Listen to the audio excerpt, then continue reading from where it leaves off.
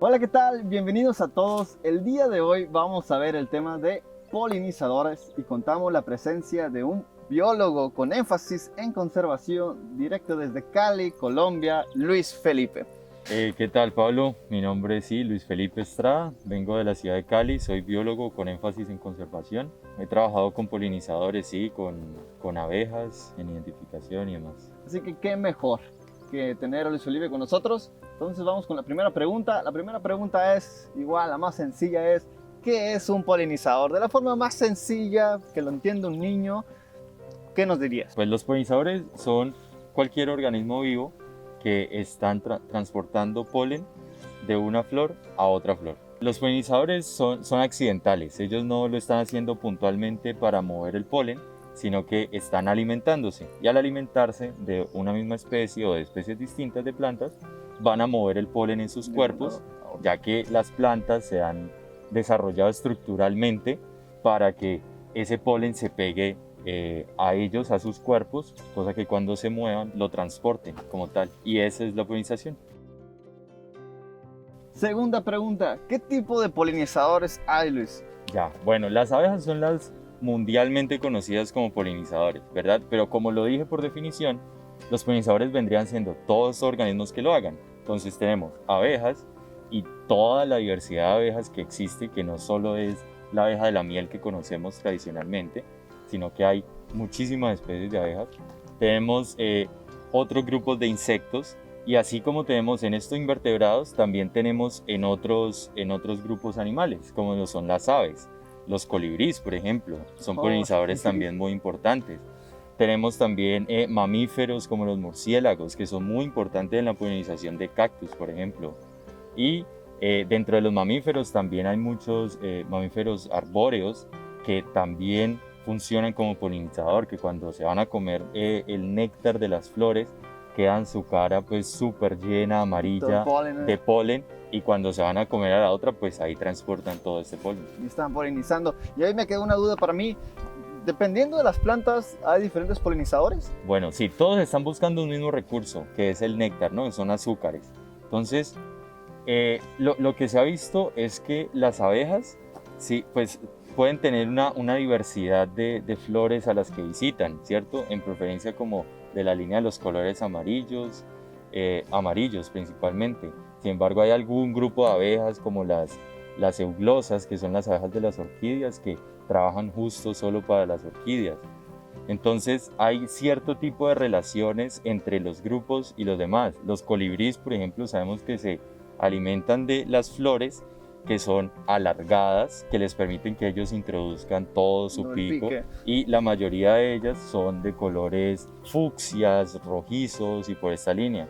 Los murciélagos sí tienen relaciones también, al menos en esta zona, por ejemplo, con las flores blancas de los cactus. Y ahora, algo muy importante y lo que se basa en estos temas es el agua. La importancia del agua y lo que es el vínculo entre el agua y los polinizadores. ¿Nos podrías hablar un poco de eso, Luis? Bueno, Pablo, entonces podríamos decir que hay una relación recíproca, ¿ya? La primera es que, como lo dijimos anteriormente, los polinizadores van a ayudar a la reproducción de las plantas, ¿verdad? Entonces, si hay polinizadores, vamos a tener una reproducción sana en esta primera fase de las plantas, ¿cierto? Y podemos mantener ecosistemas sanos también, con la diversidad de plantas y con plantas creciendo en diferentes edades y demás. Asociado a las plantas, vamos a tener todo el sistema alrededor de ellas que generan sombra, generan follaje y sus raíces, y todo esto va a ayudar a mantener la humedad. Si nosotros tenemos un sistema de plantas alrededor de cauces de agua, va a ser a largo plazo un mantenimiento de esa humedad, y que cuando hay lluvias se va a poder retener y se va a poder como sostener esta cantidad de agua pues que está fluyendo por este sitio. Y es recíproco porque, como lo vemos ahora en esta temporada acá en La Paz, luego de las lluvias, las plantas también aprovechan para reproducirse muy rápido en este periodo, claro, también crecer, y con ello los polinizadores también se van a alimentar. Y eso es lo bonito de la naturaleza, ¿no? Cómo todo está relacionado, cómo es ese vínculo tan estrecho entre el organismo, la planta, la condición climática y cómo todo esto hace que se mantenga y cómo nosotros somos también vitales en ese rol, en esa participación de cómo este ciclo y cómo estos recíprocos se va a dar. Y esto lo podemos observar aquí detrás de nosotros. Hace 2 semanas pasó lo que es un huracán. Llovió una gran cantidad de lluvia y esto, si hubiéramos venido un mes antes, hubiera estado seco completamente. Y ahora está aquí el follaje grande, flores, y tenemos a varios polinizadores. Podemos observar varias abejas y también varias mariposas. Y eso es, ¿no? Que llueve, crecen en lo que es el follaje, se reproducen por medio de la polinización y estas plantas generan lo que son pues unos ecosistemas, ¿no? Entonces ya hablamos sobre qué es, cuál es la relación con el agua. Entonces tenemos un mix de cosas que echarle a nuestra fórmula. ¿Cuál es la mejor fórmula para atraer a polinizadores, Luis? Aquí es muy importante el rol de las plantas nativas. ¿Ya? Las plantas nativas lo que hacen es estas relaciones particulares entre polinizadores y ellas mismas para poder reproducirse. Se han desarrollado a lo largo de muchísimos años y por eso es que existe esa relación, ¿no? Con un tipo de polinizador específico. Así es. Entonces ahí el mensaje importante es que necesitaríamos flores, pero no cualquier flor, sino flores idealmente que se dan en la región, como el que tenemos acá del San Miguelito, que atrae muchísimas abejas, abejorros, mariposas, y atrae muchísimos de ellos. La idea es mantener estas plantas nativas, mantener la diversidad de polinizadores, y hay un rol muy importante que es que los polinizadores que tenemos sanos para un ecosistema también nos van a beneficiar a nosotros como humanos. Por ejemplo, en los cultivos. No seríamos nada si no tuviésemos polinizadores dentro de los cultivos, porque la maracuyá, la papaya y demás frutas y verduras que consumimos necesitan de polinizadores. Entonces, ahora por último y quinta pregunta, Luis, ¿qué pasaría si no existieran polinizadores? Si el día de mañana el 90% de los polinizadores desaparecieran.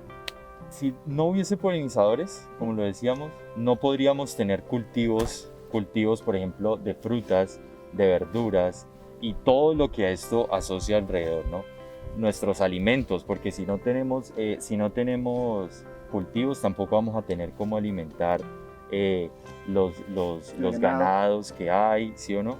Y nada de esto se podría sostener. No tendríamos los bosques, no tendríamos absolutamente la vegetación total que depende de la polinización es altísima. Ahora, las abejas fueron consideradas el organismo vivo más importante del mundo. ¿Ya? No sé. Ahora ya sabemos muchísimo de los polinizadores, pero nos queda la inquietud, Luis. Nosotros como individuos, como comunidad, ¿qué podemos hacer para preservar a los polinizadores como las abejas, como todos los que mencionamos antes, y estos no desaparezcan? Es como humanos. Ok, bueno, nosotros lo que podemos hacer, se podría decir que hay varias acciones, ¿no? Y es como, primero, trabajar en la conservación de los ecosistemas nativos, ¿ya? La conservación de las plantas nativas. ¿Por qué? Porque pues estas son las que le están brindando hogar, le están brindando alimento a todo este tipo de polinizadores. Lo que también se puede hacer es evitar el uso en la mayor medida de lo posible de pesticidas que afectan a todo organismo vivo o a todos los insectos. ¿Por qué? Porque pues vamos a atacar directamente los polinizadores. Como lo hemos dicho, no queremos un mundo sin polinizadores. Entonces hay relaciones muy específicas que debemos mantener con nuestras acciones. El uso de pesticidas, a tratar de poder usar pesticidas orgánicos, idealmente, que también no afectan directamente como a todos los polinizadores, sino si tenemos nuestra huerta y demás, pues van a controlar ahí en esa zona. Perfecto, Luis. Muchísimas gracias. Y por último, bueno, aquí con Luis, lo que les queremos decir es que salgan de sus casas y observen. Esto sucede todos los días en nuestro vecindario, cerca de nuestras casas. Sí. No es algo que sucede a cientos de kilómetros y de los cuales somos ajenos. Podemos salir a 1 kilómetro afuera y podemos encontrar diversas flores. Observen y dense cuenta que esto existe y que esto es parte de nuestro ecosistema y es parte de lo que es nuestra biodiversidad.